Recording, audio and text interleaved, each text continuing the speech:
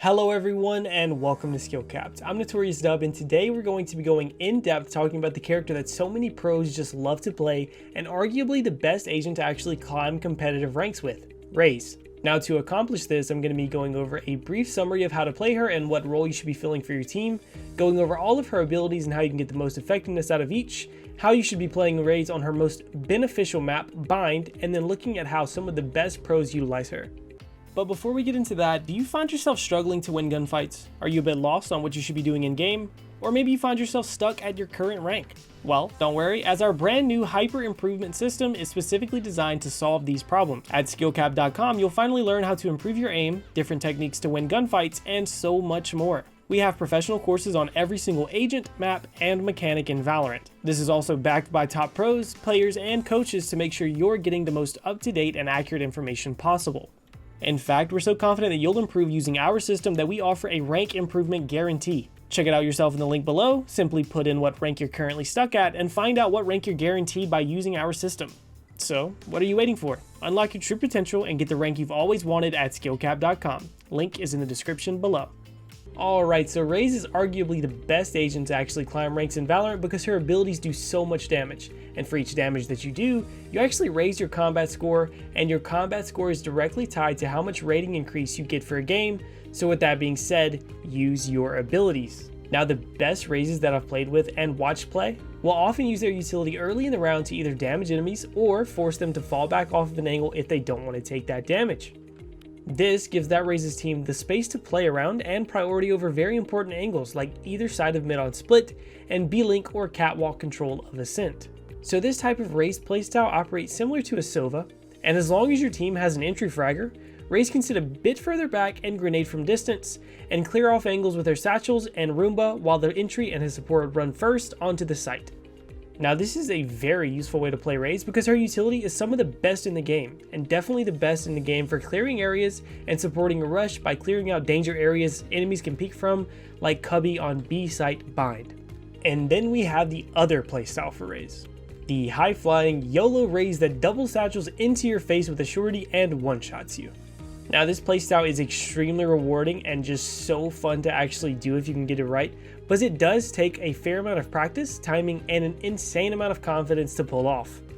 Now without an entry fragger on your team, Raze flying through the air to the bomb site to draw fire while your team follows is a very difficult strategy to actually play against, because tracking that well and hitting a shot on that much of a moving target does require a good bit of luck and a ton of skill, and will still draw enough attention to get your team onto site and at least give them the opportunity for the trade. So all in all, as the Raze, you should either be playing a little further back to dump all of your utility, making the site take as easy as possible, or dumping all of your utility to make the site take as difficult as possible on defense. Or you should at least be using your satchels to make aggressive plays and unpredictable peaks that are high risk, but very high reward, which we will be going over shortly. Alright, now let's go over a couple of Raze's abilities and how you should be using them. First off, we have the Roomba of Death, the Boombot. Now the Boombot, when fired, travels in a straight line on the ground and bounces off of walls, and it will lock onto any enemy it sees in front of it and chase them, exploding for up to 125 damage when and if it reaches them. Now the Boombot has 100 health and can be destroyed by enemies, but that 100 health is a large commitment if an enemy is peeking you at the same time. This makes Raze's Boombot one of the best ways to enter sight, especially on pistol round. Now somewhere like Hookah on B-side Bind, you can Roomba out of Hookah, far back right corner, towards the left, and the Roomba will do a full circle around the site, clearing nearly everything on site and letting your team take the site way easier because all of the little niche cubby holes are cleared. And the Boombot is a great way to clear out dangerous areas of the map like Hookah on Bind, which is a shotgun's paradise. And a good Roomba gives information and the opportunity to peek the enemy when the Roomba actually aggroes onto them. And don't forget, you can jump and throw the Roomba at the same time, giving you enough height to get it to places you couldn't normally, and allowing you to actually get it on top of a sage wall and get it over onto a planter or any enemy that's trying to run away from the sage wall to safety. And whenever you can't jump throw the Roomba over the obstacle, you can always satchel boost your Roomba to get a little more effect from it. This is great to do coming out of Hookah, so you can get your Roomba out to clear for you without actually having to get too close yourself. Now this type of Roomba will mess up the enemy's aim and get the Roomba into the enemy's face and hopefully pick up some damage in return. And then next up we have Raze's paint shells. The paint shells are a cluster grenade that deals damage upon exploding after a short duration, and then drops 4 smaller grenades that explode after a short time after hitting the ground. Raze's paint shells are actually the best area clearing ability because it explodes so quickly, and deals enough damage in a huge area that can push people out of those big areas. Now, Raze's paint shells detonate after a timer after release from your hand, meaning you can throw your paint shells from a distance into somewhere like hookah on bind or a lobby, and time it to be incredibly difficult to dodge and lock people into a bad position, taking a lot of damage, or they have to full retreat from that area. And you can also right click to throw Raze's grenade, so instead of an overhand throw, it's a short lob exactly where you want it to go. This is great for getting your grenade over a sage wall to stop a plant, or just the niche situations you get yourself into where you need to get the grenade in the middle of an area close to kill her out the corner. And your Raze nade is also great to use in combination with your Roomba. Hold on to your paint shell until your Roomba aggroes onto an enemy and blast them with the paint shell while they try to kill the Roomba. And next up we have the Satchel Charge. This is Raze's highest skill cap ability where she throws a blast pack that sticks to surfaces, which she can then reuse to detonate to damage and knock back anything hit, doing a maximum of 50 damage. And while the blast pack doesn't damage Raze, it does damage her allies, so be careful not to kill or take your allies' shields away at the beginning of the round. Now, the biggest skill gap with the blast pack is to use them aggressively for peeking, because depending on the angle, distance, and speed you're moving at when the blast pack explodes, you're going to be sent flying at a different speed and trajectory. Now, the safest peek to do with Raze in general is the blast pack, to just use it to blast out into the angle and take your shot. This is because you're getting up to speeds that you couldn't get while walking, and you have your gun out at the same time and could be maintaining good crosshair placement all the way throughout your flying, which also makes peeking with the operator in this way extremely effective, because the operator has a very slow walking speed, which makes peeking quite slow. But Raze's Satchel is much faster than the walk speed and allows you to scope in early, making Satchel peeks with the operator one of the most deadly peeks in the entire game. This gives you more time to line up the shot, and the enemies far less time to line up their shot, giving you a much bigger advantage than you would have if you were just straight walk peeking or jump peeking that angle. Once you start progressing past the 1 satchel peaks though, you can start getting your air with your first satchel and using your second satchel as well to propel you out even further by throwing it down and waiting just slightly for it to explode. So, your first blast pack should be sitting on the ground or on the wall of something that you're going to be jumping off of, because starting with natural elevation makes this much easier, and you should be run and jump until your body is going to be propelled forward and not just up. From there, your second satchel should be thrown directly below you, and you should delay a split second before you detonate to send you flying forward much faster. If you do detonate it instantly though, or don't throw it directly below you, it will get you more height than speed, which depending on the angle and place that you're actually coming from, could be very effective. Now, this double satchel strat is great for getting up close and personal with a shorty or a judge and demolishing an enemy holding an angle. And finally, we have Raze's ultimate, the Showstopper. Now, the Showstopper is a single-use rocket launcher that travels in a straight line and explodes on impact, that deals damage based on how close the rocket is when it explodes on the enemy. And this ability goes all the way up to 200 damage plus, meaning that getting the Showstopper anywhere even near the enemy often results in an instant kill. But when you're using your Raze ultimate for entry onto a site and not just to kill someone trapped in a corner, you're going to want elevation. That way you can look down onto the bomb site and scan for enemies, instead of them just hiding from you, and this is where your satchels come in. The Showstopper is one of the best reasons to use Raze's double satchel technique, because often enemies will sprint as quickly from Raze as possible when they hear the ultimate, and using both satchels to close the gap can get you in position to pick up the free kill. And when starting from elevation, you can be high enough and fast enough to almost guarantee a kill.